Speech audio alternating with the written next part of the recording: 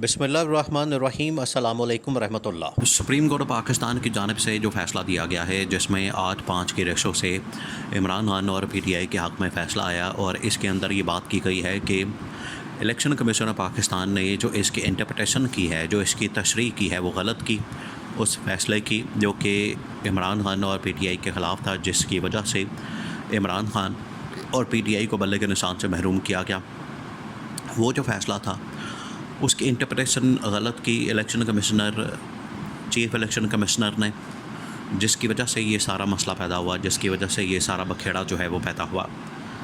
इस बुनियाद के ऊपर पीटीआई की जानिब से ये डिमांड की गई है कि चीफ़ इलेक्शन कमिश्नर इस वक्त फ़ौरी तौर पर इस्तीफ़ा दें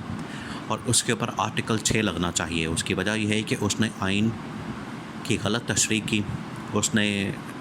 एक सुप्रीम कोर्ट के फ़ैसले की गलत तशरीह की, जिसकी वजह से एक पार्टी को पूरे सिस्टम से निकाल दिया गया, एक पार्टी को इलेक्शन से आउट कर दिया गया और उसके ऊपर जो है कतगन लगा दी गई, पाबंदी लगा दी गई और उसके उम्मीदवारों को आज़ाद डिक्लेयर कर दिया गया, उससे बल्ले का निशान ले लिया गया और मुकम्मल तौर पर एक सबसे बड़ी जमात को सियासी अमल से बाहर कर दिया गया। अब ये जो सारा मामला है, इसके ऊपर पीटीआई की जानिब से सख्त तरीन रद्द अमल सामने आया है कि किस तरीके से चीफ़ इलेक्शन कमिश्नर ये अमल कर सकता है, ये काम कर सकता है और चीफ़ इलेक्शन कमिश्नर को इसकी सज़ा मिलनी चाहिए। देखिए, चीफ़ इलेक्शन कमिश्नर तो ऑलरेडी एक मतनाज़ किरदार बन चुका है पाकिस्तान के अंदर और चीफ़ इलेक्शन कमिश्नर के मतलब अब ये बात की जा रही है कि ये नून लीग और पीपल्स पार्टी की बी टीम बन के, नून लीग और पीपल्स पार्टी का बंदा बन के ये काम करता है पाकिस्तान के अंदर और ये सिर्फ़ और सिर्फ उनके कहने पर जो बात होती है वही करता है। जबकि आइन और क़ानून के मुताबिक कोई काम करना हो तो चीफ़ इलेक्शन कमिश्नर आपको नज़र नहीं आता। साबिक़ चीफ़ जस्टिस उमर अता बंदियाल ने बड़ा ज़बरदस्त जुमला कहा था इस चीफ़ इलेक्शन कमिश्नर से मुतालिक और इलेक्शन कमीशन से मुतालिक कि election commission of Pakistan election करवाने के अलावा जो काम है इलेक्शन कमीशन ऑफ पाकिस्तान का, इलेक्शन कंडक्ट करना, इनेकाद करना, मुनक़िद करना, साफ़ और शफाफ इंतख़ाबात को यकीनी बनाना, ये चीफ़ इलेक्शन कमिश्नर का काम है। लेकिन इलेक्शन करवाने के अलावा बाकी तमाम दुनिया के काम ये कर रहा है। इमरान खान के ऊपर मुकदमात बनाना, रेफरेंस करना, इमरान खान के ख़िलाफ़ फ़ैसले देना, इमरान खान के ख़िलाफ़ कैंपेन करना, उसकी पार्टी को बैन करना, पाबंदियाँ लगाना, मखसूस नशस्तों से महरूम करना, बल्ले का निशान लेना और मैनिपुलेशन करना, धांधली करना, ये वो तमाम काम है जो कि चीफ़ इलेक्शन कमिश्नर के करने के नहीं हैं एक सियासी जमात के ख़िलाफ़, लेकिन इसकी जानिब से किए जाते हैं, जिसकी वजह से आज सूरत हाल ये बन चुकी है कि चीफ़ इलेक्शन कमिश्नर पाकिस्तान के अंदर क्या दुनिया के अंदर एक मतनाज़ तरीन शख्सियत और ओहदा बन चुका है। अब अमेरिकी कांग्रेस ने जो करारदाद पास की, जो करारदाद पेश की, उसके अंदर इस इलेक्शन 2024 के इलेक्शन को फ्रॉड इलेक्शन करार दिया गया और कहा कि ये फ्रॉड इलेक्शन है। इसके अंदर ये चीफ़ इलेक्शन कमिश्नर का जो किरदार है एक फ्रॉड वाला किरदार है। उसने धांधली की, उसने धांधली करवाई, उसने मैनिपुलेशन करवाई और उसने एक पार्टी के ख़िलाफ़ ये सारा काम किया। तो उस फ्रॉड इलेक्शन की तहकीकात की डिमांड जो है वो अमेरिकी कांग्रेस की जानिब से की गई। यहाँ से आप अंदाज़ा कर सकते हैं कि इस फ्रॉड इलेक्शन की और इस शख्सियत की जो कि चीफ़ इलेक्शन कमिश्नर है, इसकी जो 2 नंबरी है, जालसाजी है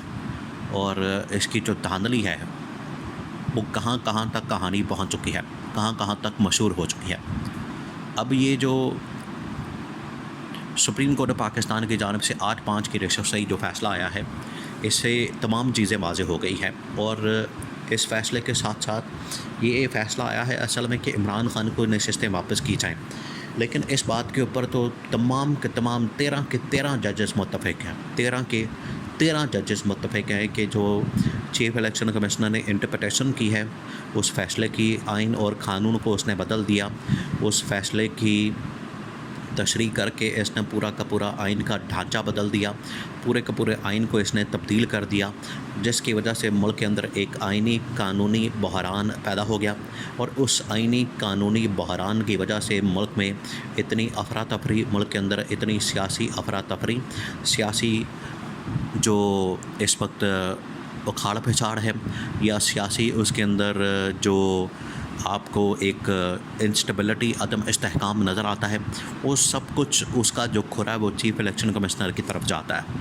देखिए, जो कमिश्नर रावलपिंडी था उसने यही बात की थी कि जो चीफ़ इलेक्शन कमिश्नर है और चीफ़ जस्टिस है, ये दोनों लोग ज़िम्मेदार हैं मुल्क में होने वाले इंतखाबात के अंदर धांधली के जो 2024 को हुए, उसमें ये दोनों ज़िम्मेदार हैं। तो देख लें, एक किरदार तो सामने आ गया, चीफ़ इलेक्शन कमिश्नर काजी फाइज़ ईसा ने, चीफ़ जस्टिस ने अपने ऊपर से बोझ उतार के तो चीफ़ इलेक्शन कमिश्नर के ऊपर डाल दिया। काजी फाइज़ ईसा तो बीच में से निकल गया, लेकिन चीफ़ इलेक्शन कमिश्नर फंस गया। तो अब तमाम सियासी जमातों की जानिब से जो अपोजिशन के अंदर मौजूद हैं, जिसके अंदर मौलाना फजल रहमान, जिसके अंदर PTI, जिसके अंदर JDA की जमातें, ANP और बलूचिस्तान की जमातें, वो तमाम की तमाम जमातें इस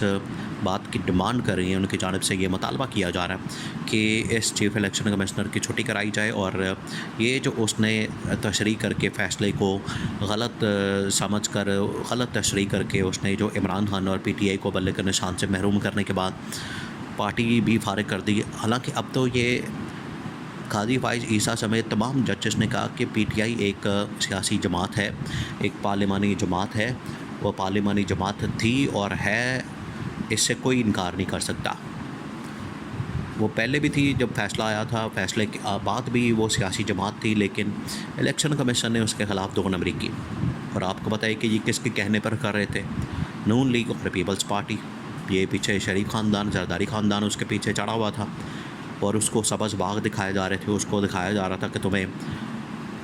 कहाँ कहाँ सफ़ील बना देंगे, तुम्हें ओहदे नवाजेंगे, तुम्हें पता नहीं क्या क्या उसको ओहदों की लालच देकर तो उससे ये धांधली वगैरह सब कुछ करवाया गया है। आज देखें, हुकूमत भी फंस गई है और चीफ़ इलेक्शन कमिश्नर भी फंस गया। तो चीफ़ इलेक्शन कमिश्नर की तो पहले बारी आ गई है, उसके ऊपर जो है वो आर्टिकल 6 लगाने की बात की जा रही है अपोजिशन की जानिब से, तहरीक इंसाफ की जानिब से, और वो कह रहे हैं कि इसके ऊपर आर्टिकल 6 लगाया जाए, इसके ख़िलाफ़ कार्रवाई की जाए